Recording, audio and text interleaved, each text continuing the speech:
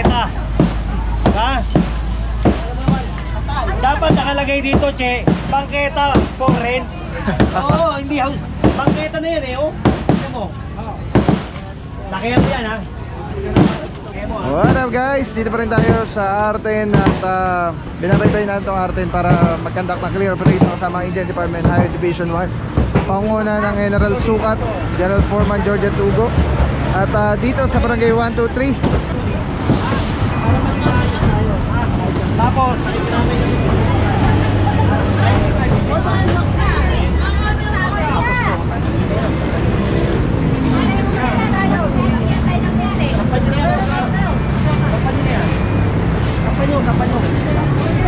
Eh mga puro, natanggal na yung mga nakatambak dito. Ayun, mayroong kulungan. ha? 3 meters yan. Tingin mo ba may tingin mo ba mula nito hanggang dito may 3 meters? Wala, di ba? Kaya lang, masikip pa to. Mabuhay na ito eh. 3 metro na, nakita mo yun? Kung gaano kalapad yun do, ganun hindi kalapad dito.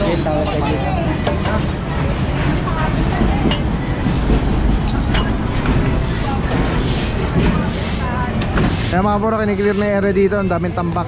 Sama natin yung Chairman Banal. Ayan, sipag yung Chairman. Galing pa sa seminar yan si Chairman.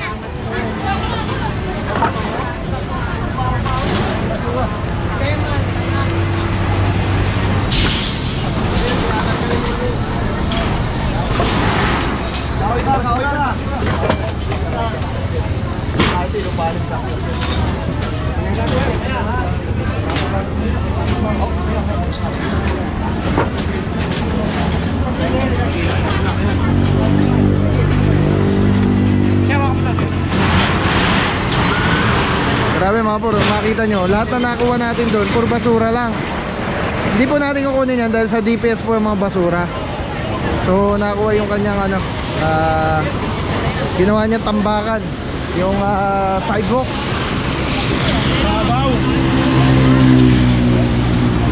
Mga puro, halos puno na, hindi halos, puno na yung ating truck. Meron tayong dalawang sidecar, mga bakal na gate, may mga kahoy na mga yung sa tindahan, may motor na sira, mga lona, tawag dito, bubong, yero at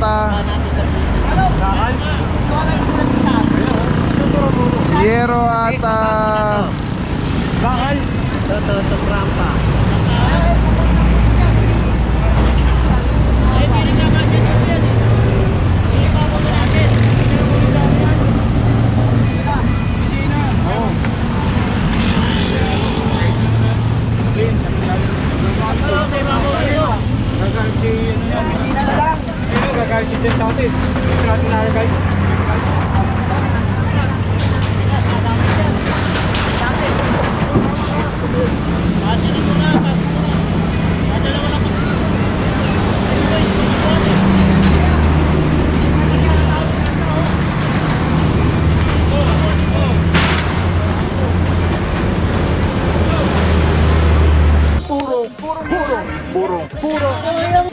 Purong pagmamahal.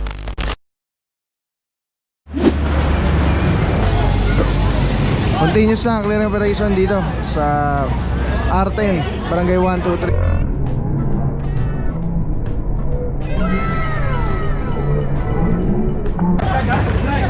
Madamsel, ha? Madamsel. Tingnan natin kung saan yung susunod nating lokasyon na i-clearing. Nilabog ni Chairman yung tao. Tingnan mo, ang dami mo. Oo nga. Tapon mo na yung tape. Lagyan mo na yung tape. Tapon mo na yung tape. Kunin mo na yan. Ano naman, nanonood o? Para lang. Kalat lang yan eh. Kalat lang. Sige na, tayo. Kaya mga bro, pabalik na tayo. Dito pa rin tayo sa Arten. Diretso lang tayo pabalik. Dito pa rin tayo sa Arten. At nag-conduct na nga tayo ng clear operation. So malaki na nga talaga yung pinagbago na ito. And kapuro, ito ay nadaanan na talaga ito ni Garnet. Yan mga puro, ito nadaanan na, hindi pa rin tinanggal. Mukhang kukunin na mga puro.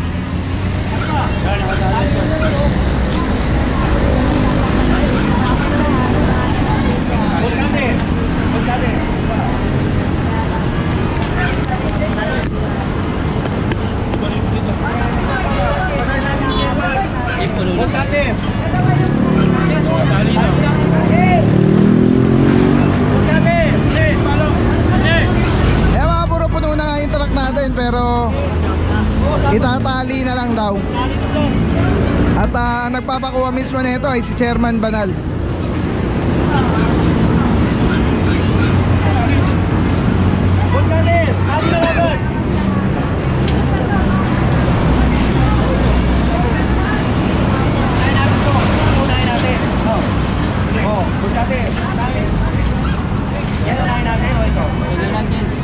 Nakalak to motor to eh. Nakalak. Tapos flat. Atake. Kasi ito kinuha natin eh. Kunin din yan. Atake. Oh, ngayon pakukunin. Ito na. Diba? Kalunod yan. Kalunod nyo. Hata. Ito, kanina to. Ito, kanina to kuya. Yan, yan. Hata na naman na. Hata.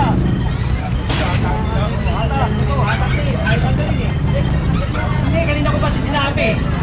Bumalik na, bumalik. Bumalik na ako eh. Hatak din yan. Sige, dali mo roon. Tappa mo roon. Kung kinakailangan, pagpatong-patungin ko. Pagpapatong-patungin ko yan doon. Ha? Kaya nagkakaroon ng ano rito eh. Ha? Ang dumi-dumi. Tapos dito pa nakapark. Mamakan mo. Ako. Diba dinahan ako na to? O ngayon, sinabi ko na, alisin. Ayaw nyo alisin. Iangat nyo. Iangat nyo yung unahan. Eh mga puro, nadaanan na nga natin kanina to. At hindi pa rin natanggal, kaya po kukunin na po yung instruction. At kung makikita nyo mga puro, puro tae yung sulok doon na natatakpan na itong tricycle sidecar na to.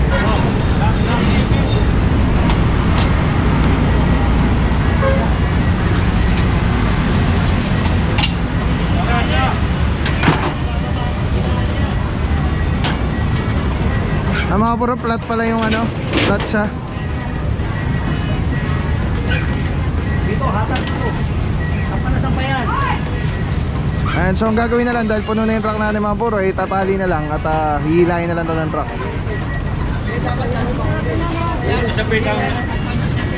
Kailangan niyan boss, may magmaneho dito.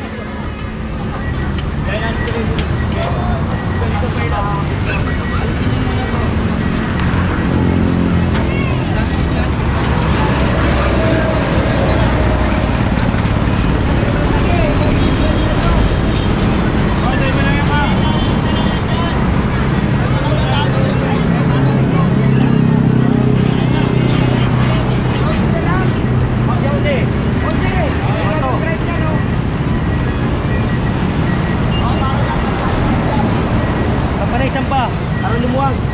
O, asan walis? May walis kayo dyan? Walis natin ito. Walis, may walis?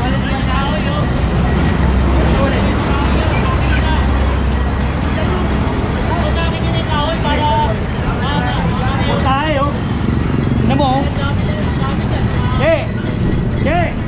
Tayo. Oh, taho. Tayo.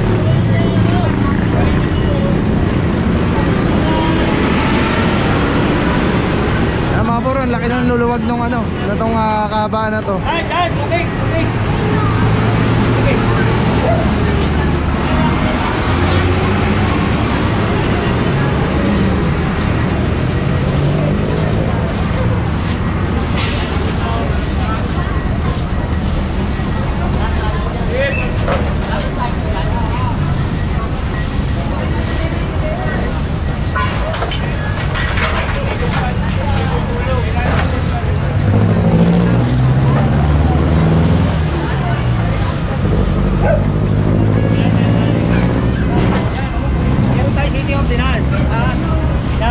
ko, linis ko. Puro tae kasi dahil dyan sa mga yan. Baho eh. Kaya mga puro, clear na yun dito. Samang piyok pa yan ni Papa Pao. At ito naman, tatali na lang. Kung kailangan may magmaneho dito pagka nakatali. Dapat yan natin ibabaw.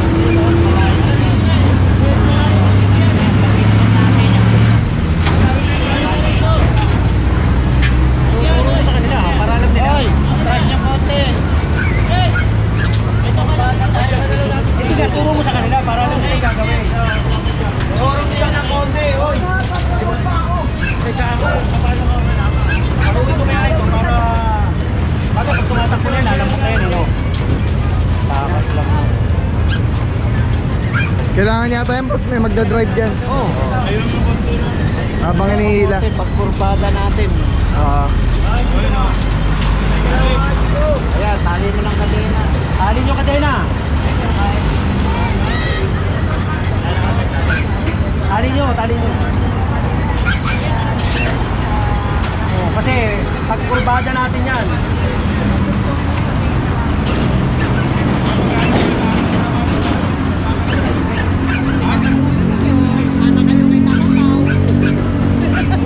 Tama na yan, tali niya. Pwede, EXO. Tama na yan, ano? Galing na EXO.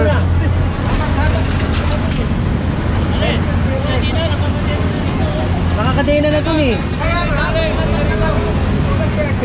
Kailangan mahaba yan ha, kailangan mahaba. Yan. Yan. Kapatid, dali natin ang kapatid yan. Hindi, siya mo na. Siya mo na. Kapag pa yan. Oo. Marami siya naglalaro sa isa. Yan.